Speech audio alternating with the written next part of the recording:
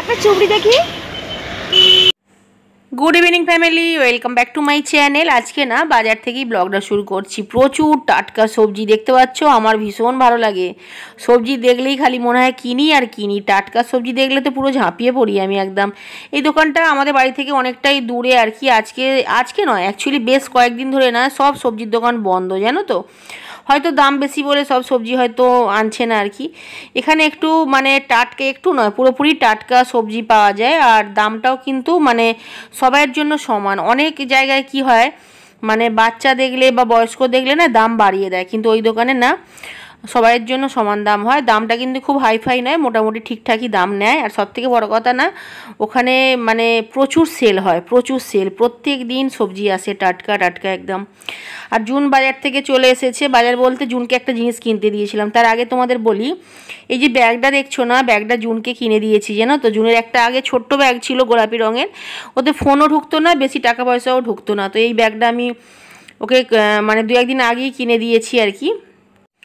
ব্যাগটা খুব ভালো হয়েছে জানো তো, খুব সুন্দর হয়েছে ব্যাগটা। আর ওকে বলেছি এইভাবে নিবি, তাতে কি হবে ব্যাগটা কাঁধ থেকে পড়ারও ভয় থাকবে না, ব্যাগটা তোর সামনের দিকে থাকবে, একদম এইভাবে থাকবে, তাতে খুব সুবিধা হবে। তোর ফোন রাখিস বা টাকা পয়সা বের করা খুব সুবিধা হবে।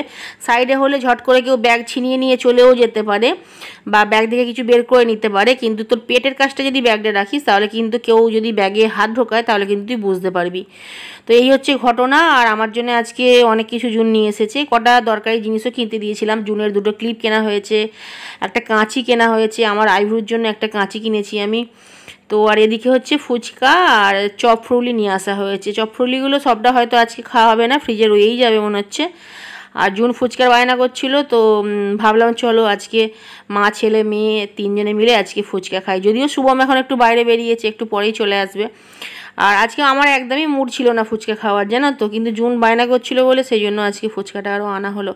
আর এই কাগজের বাটিগুলো এত খারাপ বাটি জানো তো, মানে একটু আলু লেগেছিলো, আমি আলুটাকে মুছে খেতে গেছি তো, আর ওই বাটির যে ওটা তো চিকচিকির বাটি, ওটা কেটে গিয়ে আমার আলুর সঙ্গে মুখে চলে গিয়েছিলো জানো। যদি পেটে চলে যেত কী হতো বলো তো।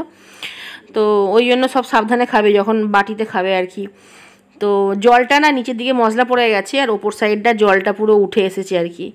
তো খাওয়ার সময় একটু গুলিয়ে নিতে হবে। জুন খুব মজা করে খাচ্ছে, খুব ফুচকা ভালোবাসে। আমার সবসময় ভালো লাগে না, যখন মুড হয় তখন ঠিক আছে। এবেলা রান্নার কোনো ঝামেলা নেই, তার কারণ দুপুরে সব খাবার আছে জানো তো। আর চপ তো আছেই, চপের চাট দরকার পড়লে বানিয়ে নেব। আজকের মতো বাই, চলে আসবো নতুন ব্লগ নিয়ে। Thanks for watching.